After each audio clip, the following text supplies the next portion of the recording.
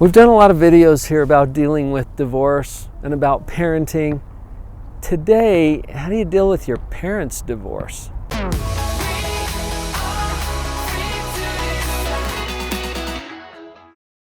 You're cruising along through life and everything's going just like you planned it to, right? I know, that's kind of la la land. But there's one thing that often happens that just kind of throws a wrench into things, and that's when the family disrupts. I've done some other videos here about how to help little kids to deal with divorce, how to talk to them about the divorce of their parents, for example, or if you're a parent, how to talk to your kids about what's going on in that relationship and the breakup and whatever is happening. I thought in this video that we ought to take a look at some of the older kids. If you're a teenager, a young adult, and you're trying to deal with your parents' divorce, what are some things that you can do? So I've thought through 4 things that you should not do. I'm going to give you 4 don'ts, all right? And then hang on, because right after that, I'm going to give you 4 things that you can do, things that you should do that can make this a whole lot better. So let's jump into the don'ts first. Don't number 1. Don't put yourself in the middle or pick sides or form a camp with one parent or the other. You know what? It's not about you. This is something that's going on with your parents. And I've found this, I try to help little kids understand this, that nobody really knows what happened here. So don't put yourself in the middle of it or become a messenger. That's my first caution to you. This might come as a relief to you as well, because it's easy to get sucked in. You just want to be helpful, and so you're showing up, you're being there as a support to your mom or your dad, and they say, well, you go tell your dad, or you make sure mom knows that. No, it's not your role to be that messenger. So it's okay for you to set that limit. Ways to communicate that to your parents can be very respectful. I would suggest that you simply, if you're being put in the middle like that, if you're getting sucked in, that you simply identify, verify, and accept. Identify, verify, and accept. This comes from a communication expert colleague of mine named Pamela Jett, who taught this to me in a podcast episode titled How to Handle a Sniper. But it applies here too, where if someone's putting you into that difficult position, you can simply identify. You can say, hey, Dad, when you ask me to take messages to Mom, I feel that I'm betraying someone. Is that what you were going for? Now, that's the first 2 steps, okay? Identify means that you say, hey, when this happens, I feel this. Verify is that what you were going for? And then you accept, because whatever Dad says at this point, you're going to simply say, okay. And he might say, oh no, I didn't mean to put you in the middle. I don't want you to feel like you're betraying anyone. Okay, see, that's powerful. You've just set a boundary that's going to help you to make sure that you don't put yourself in the middle or become a messenger. Here's don't number 2. Don't try to figure out what caused this or whose fault it is.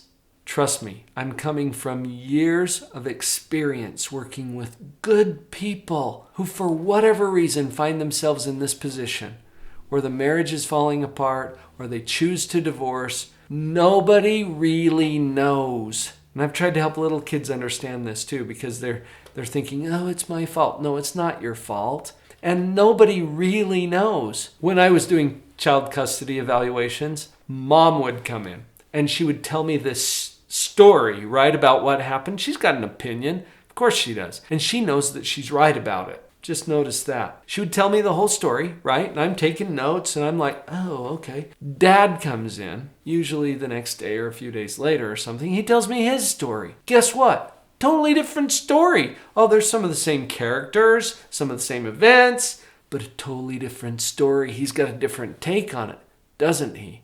My job with the court was to make recommendations about what's going to happen with the kids. Even as a trained professional, it's not my job to decide what really happened or who's right and who's wrong. I want to take you out of that position.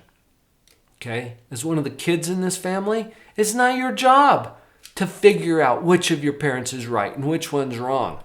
And that'll help you with number 1 too, because you don't want to align with someone or form a camp. You want to love both of your parents and stay in a position where you don't have to be the go-between.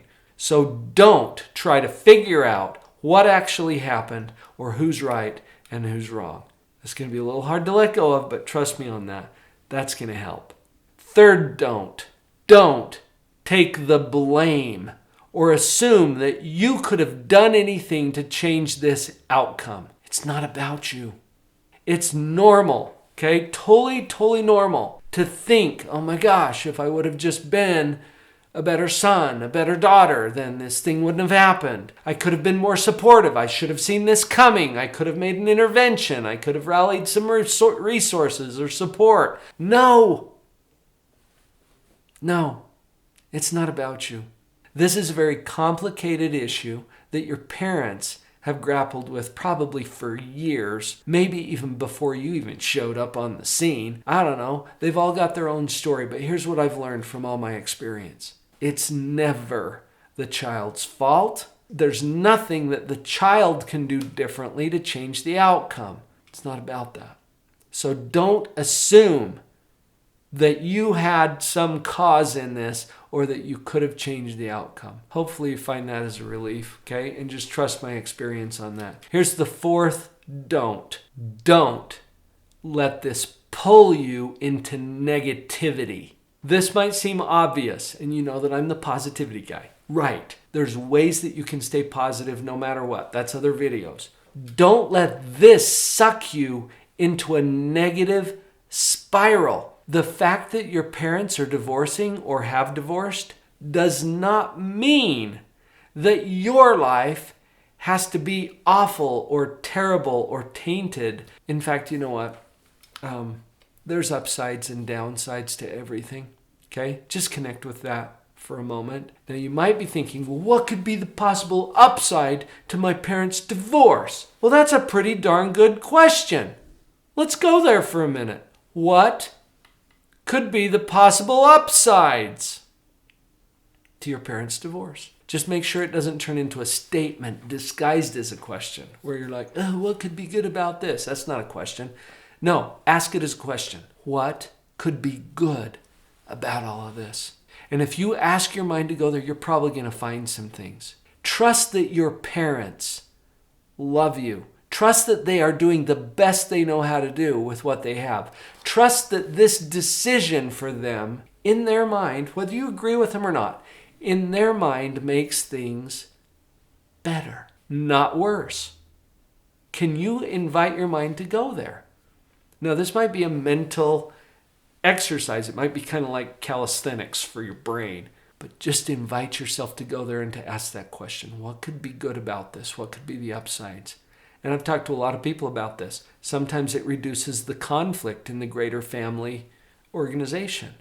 Oh, well, that could be an upside, couldn't it? Maybe there's less fighting and bickering. Maybe there's more opportunities for somebody to do something. I don't know. Whatever it is, you find it. Ask the question and look for it. Don't slip into negativity. Now, I promised you that I'd give you 4 do's as well. So let's go there next.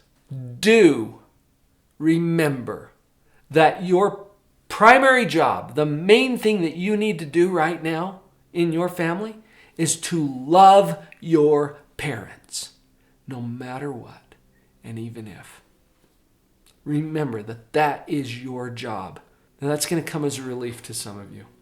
Okay, because you thought that your job was to fix this, or you thought that your job was to make sure that they whatever.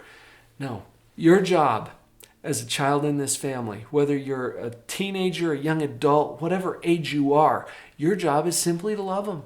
Love them. Can you do that? That feels like such a relief, doesn't it, when we realize, okay, that's my primary job. I can do that. The second, do. Focus on what's right, not who's right. So I don't want you to get stuck in that big conflict about who's right. You know what? They're both awesome people. They're both your parents. Your job is to love them. It's not your job to figure out who's right, but do focus on what's right.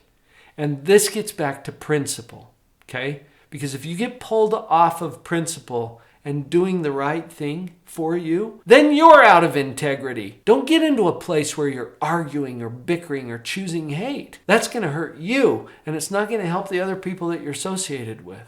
So focus on what's right, not who's right. Here's your third do. Take good care of yourself. Now, this might go without saying, but sometimes when there's a disruption in a family, it's a little harder sometimes to meet some of your own needs. Now, if you're an adult, that's a little easier. If you're a teenager, it's a little more challenging. If you're a child, you don't have a lot of control. But do what you can to take care of you. So make sure that you're eating right and that you're exercising regularly and that you're getting some good sleep, that you're taking regular times to pray or meditate or focus or get your mind cleared of all of the noise that's happening. This will help you to stay psychologically healthy and will put you in the best position for you to do the other things that we're talking about here on this video. Do take good care of yourself. And here's the fourth one. It's going to surprise you. Stay positive. Stay positive. This also helps you to be the best support for your parents, for your siblings, for everyone who knows and loves your family. You stay positive, and it's hard when difficult things happen. I know. Review some of the videos on the channel that'll help you to do that and to see practical ways that you can practice that. Stay positive. That puts you in the very best position to help those that you love. You know what? We all have experiences, and a lot of those are actually in common. So it's a good thing for us to share information as we find it. Will you please share this episode with someone that you love?